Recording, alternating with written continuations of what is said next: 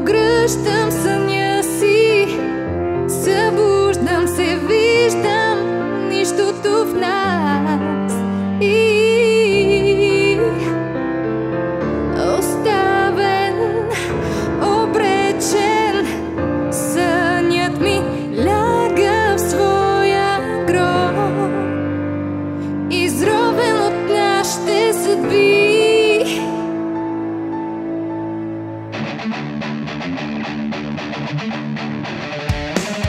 Сега бягам, не искам, претерям в своята самота, откривам спомен в пепелта. Падайки към нищото, разбирам късно нещото, трагичното е в личното разбиране за вечното, на грешното тълкуване на любовните поблясъци. Износят ни мечтите и оставят по сърцата отпечатъци. Остатъци от чувства, храниме душите, в пламъци от тях често влизаме самите. И всичкото защото сме раняни жестоко, а камата от тъга стои забита надълбоко. Се давя, пак ще чуя шумът на стрелките. Дали ще мога аз да забравя как отсечени паднаха моите мечти.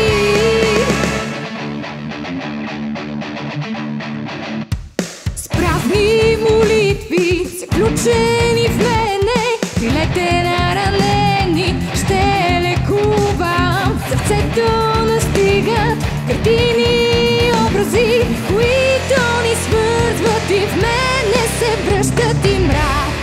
Бягам, не искам, треперям в своята самота.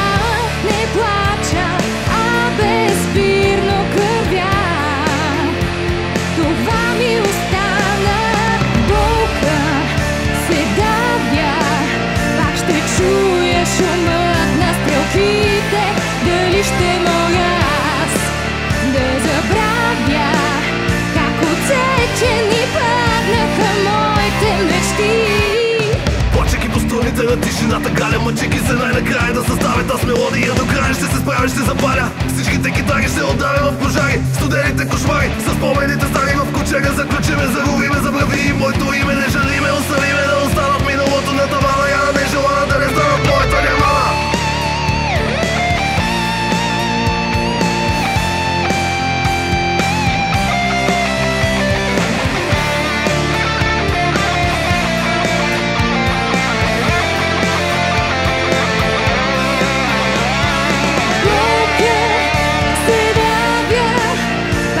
Чуя шумът на стрелките. Дали ще мога аз да забравя как отсечени паднаха моите мечти. Летя, но падам пак и нощем не мога да спя.